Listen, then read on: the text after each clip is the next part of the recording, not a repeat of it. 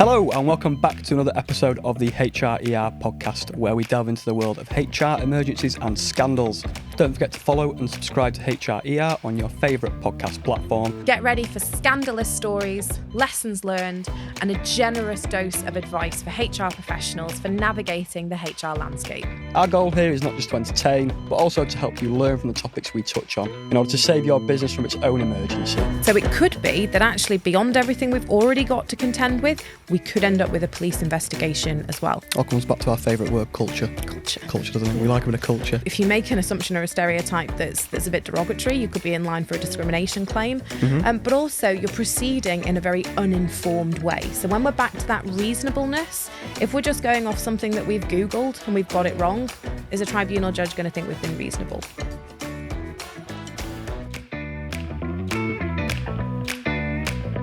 Hello and welcome to another episode of the HRER podcast, where we discuss scandalous stories, salacious rumours, and all the good juicy stuff you come here for. My name's Ollie Robinson. I'm one of your hosts today. My name's Alyssa Thursfield. I am one of your hosts today. I am an employment solicitor and the founder of Heroes and Superheroes. With Ollie, my co-host today, we are going to be looking at a real client email as we get to the bottom of violence in the workplace and mental health issues. Indeed, a very controversial topic since I can certainly recall. The email today, it's a little bit of a longer one, so I'll do my best to articulate it. Morning, Alyssa. Never a quiet day, there's always something.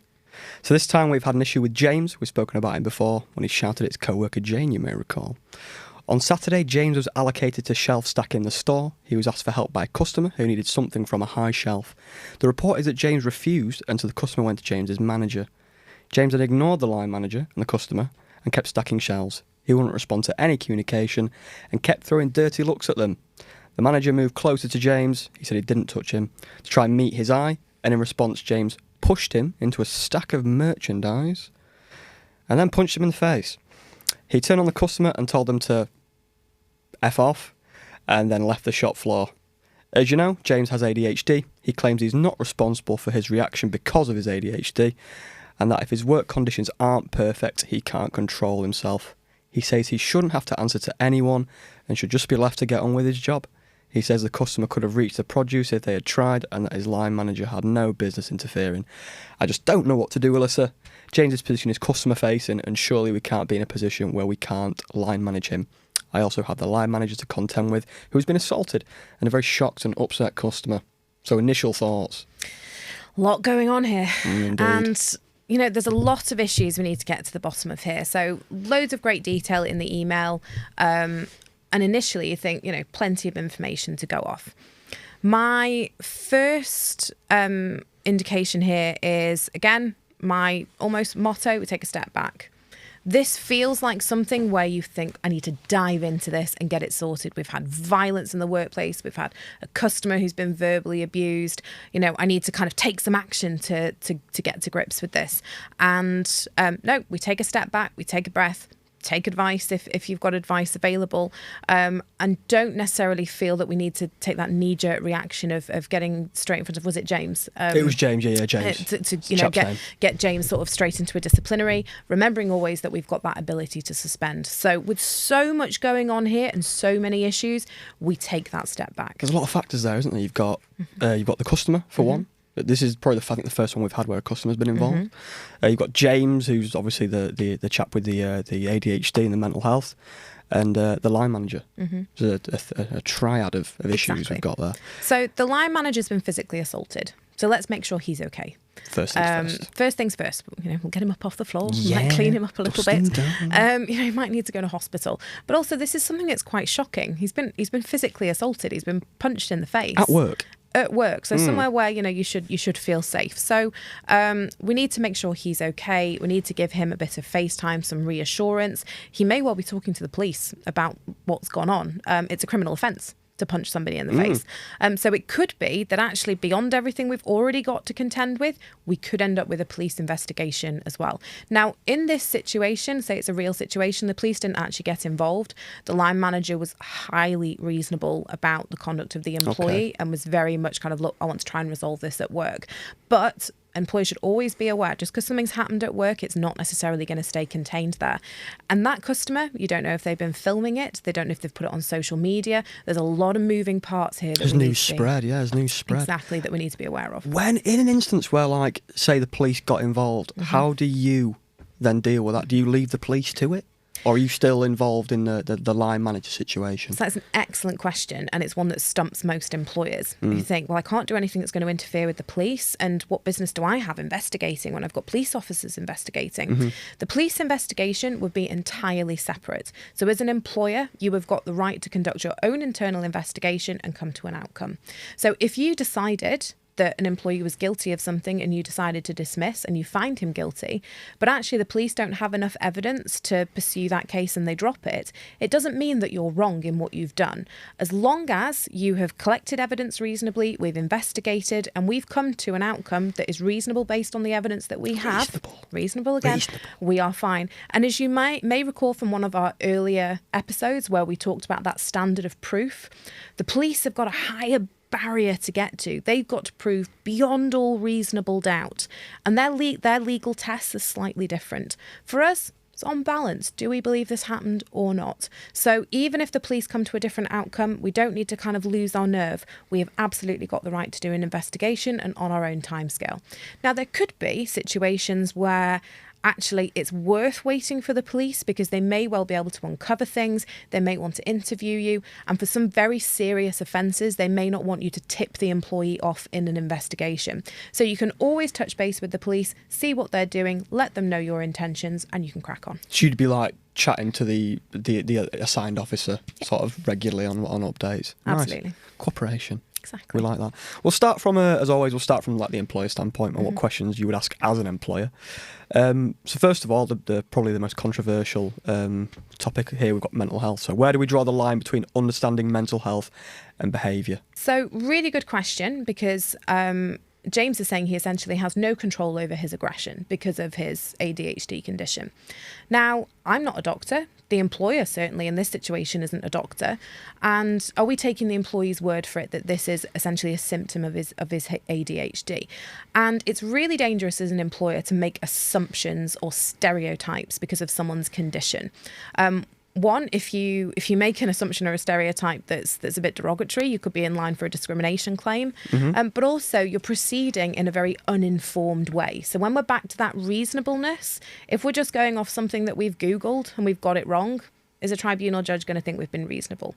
Probably not. Not at all. So medical investigation would be the way to go if an employee cites a condition that we don't have an understanding of. And actually, even if we think we understand it, it might affect that employee differently. So we could contact the doctor, we can ask for a doctor's report or the employee's medical history, or we could refer to occupational health and ask for an assessment. So if they come back and say, yes, this employee has ADHD, but actually it doesn't affect them in terms of anger, it affects them in this variety of other very challenging ways, we're going to have some empathy for the fact that an employee struggles with this condition, but there's no medical basis for saying it's causing anger issues. That's going to change how we deal with this compared to a doctor's report that comes back and says, yes, it really is causing anger problems. It's something the employee's working on. Here are some reasonable adjustments that we might need to consider making to the workplace. So you're looking at like relevancy, aren't you? I mean, I've got a little bit here actually. I used to work in a social and emotional needs education, so I've dealt with like, but albeit like children with ADHD, and you get different diagnoses. So say, for example, we're in Leeds now, someone may go to a doctor in Leeds, they'll give them a completely different diagnosis and symptoms to someone in London. So I'd imagine if they had an existing diagnosis, that would probably be brought to your attention. Sometimes, so an employee isn't obligated to disclose the fact that they have a medical condition. So when they are recruited, and you may well give them a questionnaire to fill in with their personal details, and you might ask about their medical history, unless it's absolutely relevant for their job. And by relevant, I don't mean, we need to know about it, just because we're a bit nosy and we want to know what's going on with everybody. The employee doesn't have to answer those questions. The difference would be if you've got someone who's, say, doing a very physical job, you might want to know if they've got any back issues or any arthritis or something that work could aggravate. So where there is a real relevance from a health health and safety perspective, it's potentially acceptable to ask those questions, but we never use it for screening people out of jobs in a day-to-day. So in an environment like this, we would never have expected James to have to disclose that when he was recruited. If James wished to disclose that, to say, well, look, I have this condition, and to make the workplace more comfortable for me and to make me more productive, here are some reasonable adjustments that I need, then that's a conversation you can have at that point. But there is no obligation for the employee to tell you.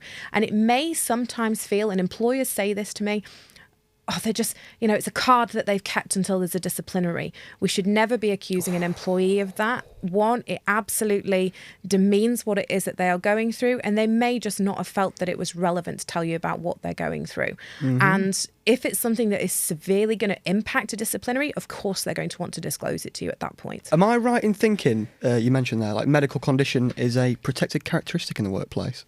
So look at this, Ollie, you've been listening in the office. Well done.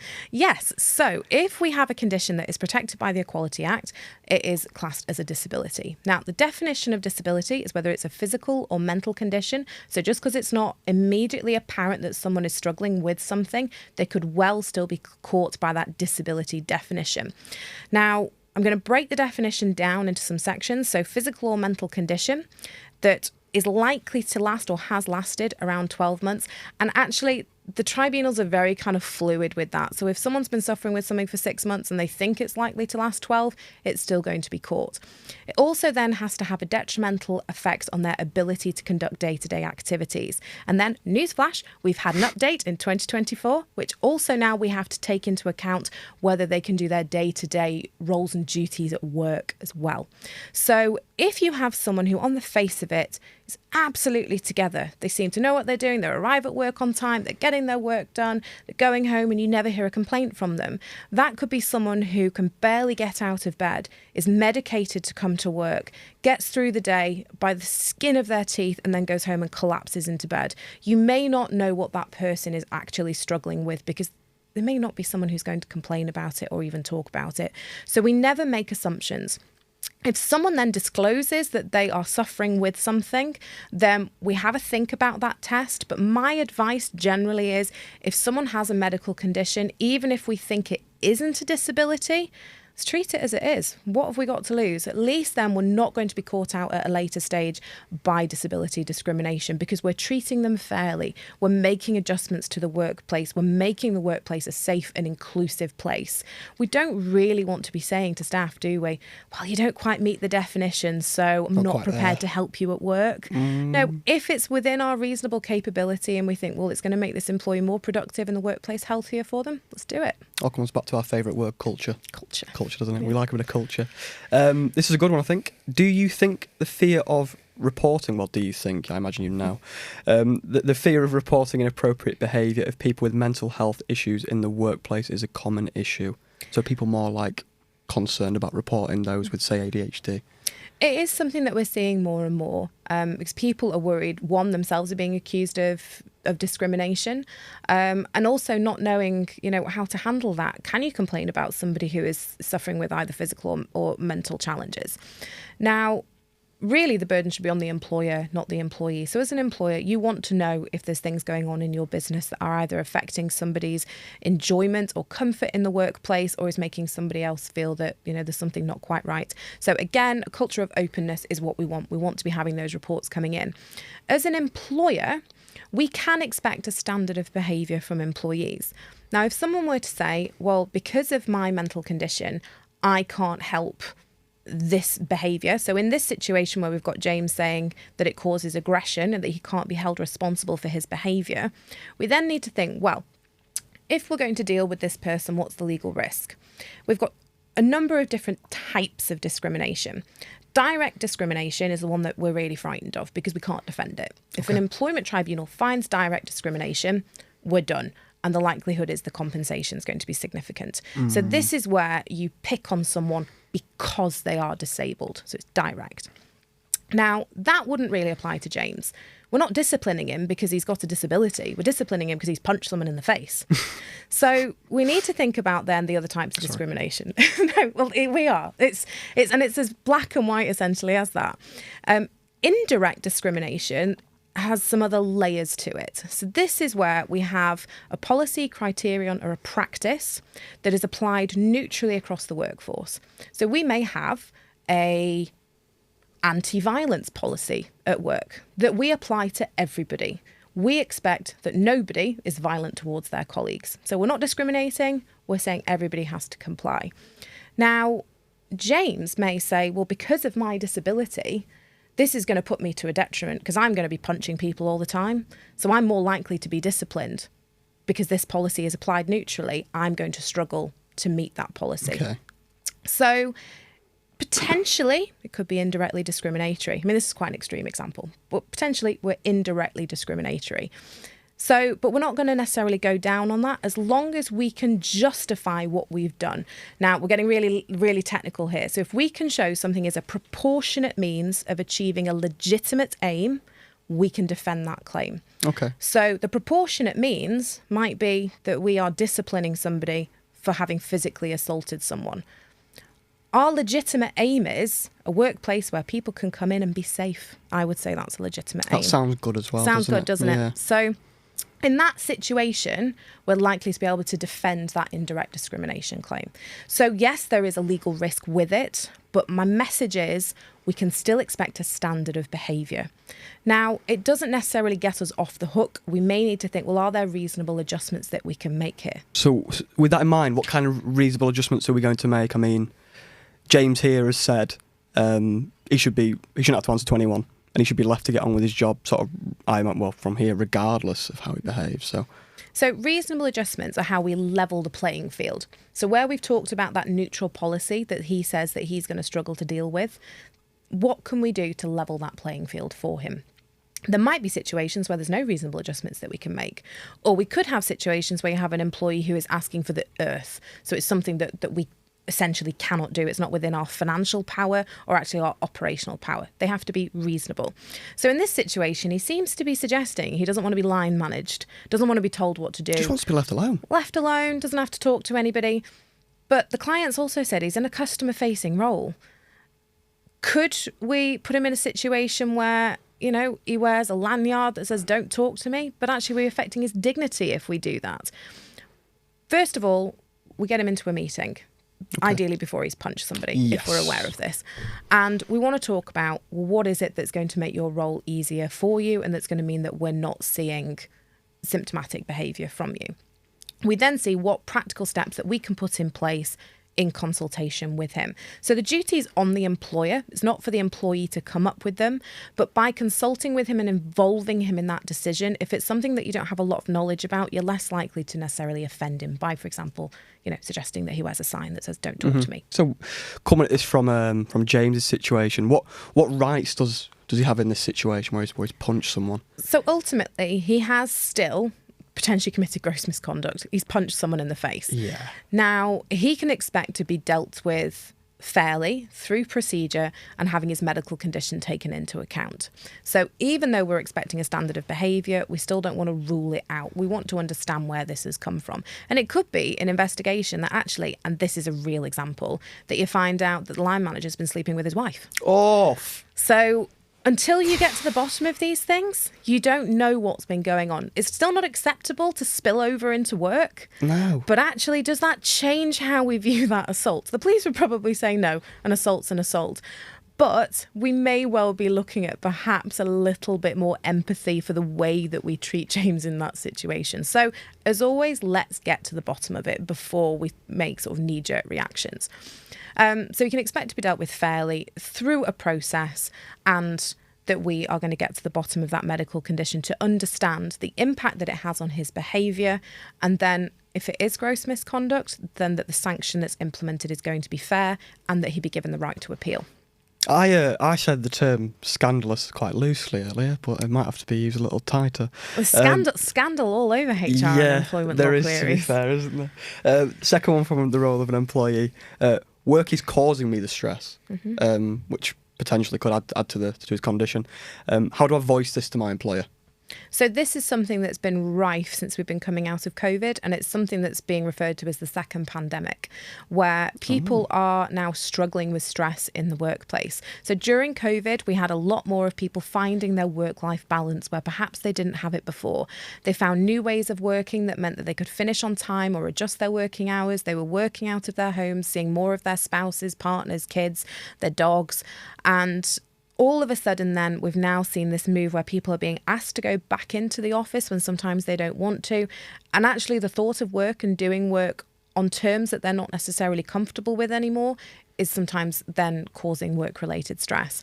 So if somebody complains about work-related stress, it's important to understand why. So ask someone to articulate what it is that they are finding stressful. If it's a case of, I just don't really want to come to work anymore. Well, that's very different to someone saying, well, I'm finding I'm doing 14-hour days. Nothing seems to be good enough. My line manager's always shouting at me. I go home and I've no time to spend with my kids. I'm not really sleeping and I'm worried that we're going to lose a massive client because I'm dropping the ball. Details. Two different things. Big details. Exactly. There. Devil's in the detail. Exactly. So understanding where that stress is coming from. If it's something we've got some control over, we can probably move some goalposts around. So if the line manager's being a bit overbearing, we can have a conversation with them. You may not have realised their workload is as massive as it is. And what we don't want is employees who reach breaking point and then we go, oh, there's a problem. We want to know in an environment of psychological safety where people are perhaps being pushed to their limits and they're not comfortable, so that we can address that, adjust things, perhaps redistribute a bit of work, give someone a bit of time. Could be you offer them some extra holiday, a bit of a career break. If it's someone who's really valuable, we want to be supporting them and making sure that we can keep the workplace sustainable for them. Be reasonable as an employer. Be reasonable. I love that word. What strategies can employers implement to better support employees with mental health challenges? You mentioned like holidays, general culture things, but apart from that, is there anything outside of? So employers sometimes think that they can buy their way out of mental health support, that they put yoga on a Wednesday or, get an app that people can use or give people extra holidays, but it doesn't solve the root cause. And what I would say here is that employers really need to get to the bottom of what is going on in their workplace. So your favourite word, culture. What is the real culture of a business like? And as a business owner, you're going to think your workplace is amazing. You're going to think it's the best place in the world to work. Isn't it? Exactly. It's your baby. You've created this. Who wouldn't want to work with you? But actually you find out from employees, it's just all right. Or actually, there's a bit of a bullying issue going on. So perhaps there might be things going on that you're not aware of that are flying under the radar that because you are the business leader, people don't feel comfortable telling you about. So how do we get to the bottom of it all? Well, you might not be the best person to do it. The boss walks in and asks how you are at work. Instantly, you want to go, it's amazing, boss. Brilliant. Equally, HR, when HR walk into a room, often there's a shudder. What have I done now? Look over We're going to get fired. Everyone be quiet. HR's here. Get ChatGPT off. Exactly. Quick. Yeah. Stop playing snooker. But if you have a think about who is best to go and have a safe conversation with employees to really get their feedback, it could be a popular manager. It could be someone who actually is one of the most junior people in your business, someone that people will open up to so you can get some real feedback and understand what's going on. So it might be actually that, you pay for yoga on a Wednesday, but nobody really turns up, or actually people do because they feel obligated to do so. Or when you're providing free fruit or pizza on a Friday, great, but nobody wants to be in the office on a Friday. That's when they'd rather have a day working from home. So understand what really makes them tick. What do they really want? And what is it that could make it a better environment? Is it that we are expecting people to work 9 to 5, but the reality is the work could be done at any time? Are there really, really core hours when things are really busy, when we feel a bit short-staffed? So what is it that we can be creative about so that people are still getting the work done, but it's being done productively and at a pace and potentially time and location that works for the employees? This doesn't mean we have to send everybody to work from home. If your business is very much of a type where people have to be in the office for you to be operational, and you have core hours when that is when the work is done, then that's fine. But there are always going to be things that you can do to make your workplace a healthier and happier place for your employees. And most of them don't cost any money. A lot of it comes down to, do people feel that they can speak up? Are they comfortable at work? Are they listened to? Do they add value? Have they got development? Rather than just kind of floating, turning up and then going home at the end of the day. Yeah, the yoga, the free fruit and whatever other initiative you might pay for might be the the icing on the cake. It's nice to have, isn't it? It's nice to have. Nice to have, yeah. But you're not going to solve your culture problems by putting in a ping pong table and bringing in a dance instructor on a Thursday afternoon. It's just not going to do it. I do quite like ping pong. Exactly. You do like ping pong. It needs to go deeper. You need to understand what your workforce wants. And you know what? If they all vote for a ping pong table, great. But it's been their decision. You've involved them in it. You haven't imposed what you think is going to make the workplace better when you perhaps don't really understand what's going on. Communication's key, isn't it? Communication. Not just in work, but in all aspects of life. Yeah, lovely. I mean, that's all the questions I've got. We've covered quite a lot. So a summary of lessons learned and sort of key themes regarding this sort of incident. So back to the James situation where we've got someone who has punched a colleague and sworn at a customer. Remember, we're not diving straight in. We take a breath, think about the situation as a whole. There may well be things going on that are a bigger threat to your business, such as police involvement, PR fallout on social media. So get a whole view of what's going on. And don't forget about the poor line manager who could be lying on the floor with a broken nose. So make sure he's all right as well. Make sure that we're following processes, that where we've got a medical angle to something, that we're doing medical investigation, that we're considering discrimination and making sure that we are making reasonable adjustments. And, this is a really complex area. Take some advice on it. When we think about compensation, for unfair dismissal, those awards are capped at a year's losses and the basic award, which is worked out like a redundancy payment. Okay. Discrimination, there is no limit. They are limitless claims. So you could be talking a lot of money, hundreds of thousands, sometimes into the millions for discrimination when things go really, really wrong. Particularly if you're a final salary pension employer. Let's not discriminate if we're one of those. Those are the big claims when people lose those pensions. So the real core message is there. You do not necessarily want to think, well, this is my first kind of discrimination allegation. I'll give it a go. It's not one to give it a go with. You really, really, I don't like the big sell. Get someone who knows what they're on about. Get someone who knows what they're doing when you come to discrimination is the core message. And particularly where we've got medical issues being woven in as well. You want to be talking to the experts about this sort of thing. But deal with it calmly. Take your time. Don't rush through the processes. Give yourself time and headspace to think. And then also where you've got a situation like this where something really has come to a head, what's been brewing behind it? Is this an individual who's been bullied? Are there things going on that have caused this stressful workplace? Let's get to grips with that as well. Build that picture. Exactly. Lovely. Well, thank you again. That's about all we've got time for today. I've been Ollie Robinson, one of your co-hosts. And I'm Alyssa Thursfield, co-host, and thank you so much for listening or watching or however you are joining us today. And don't forget to tune in for our next session, which will drop in the next couple of weeks. Like, comment, subscribe, and take care.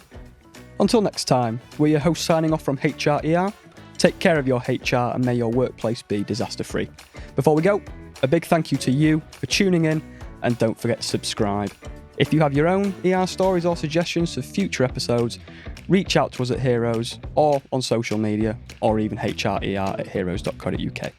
As we navigate the maze of workplace blunders, remember that no organisation is perfect, but by sharing these stories, we can all work towards creating healthier, happier, and more productive workplaces.